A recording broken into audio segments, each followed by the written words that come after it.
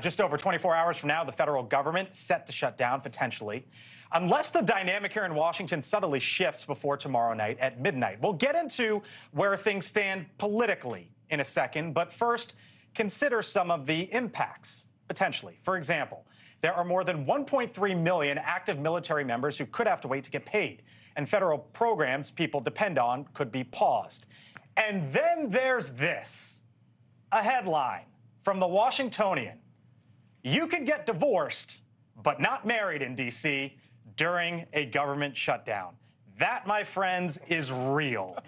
There are a lot of absurdities at the concept of shutting down the federal government, no matter where you stand on the issue and where you stand politically. I think just that sentence and that concept brings a little bit of absurdity to it. And that headline right there, Ashley, explains and sums it all up, does it not? Absolutely, and I think Mick said it best before we started, that there's priorities within the Washington government and what can happen and what can't.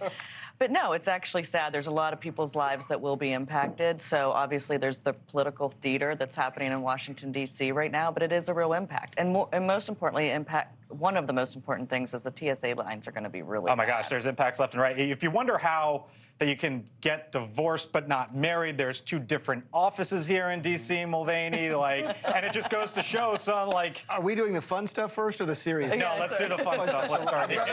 I'd rather talk about the panda cam. I'm really crushing. We're going to get there. We're going to get there, yeah. No, I think you're right.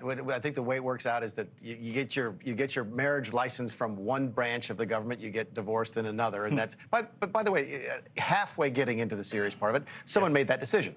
Someone made the decision that this is essential or accepted is the new language in Washington, D.C., and that office is not. So there's a decision that someone made to result in this outcome.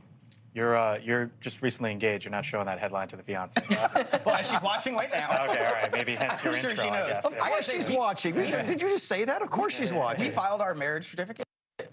Anything back yet? From Really? Yeah. You think it's something? It's been a couple weeks. So well, maybe delayed. Well, and it might be delayed, and that's part of the impact. It probably will be. She better have filed it.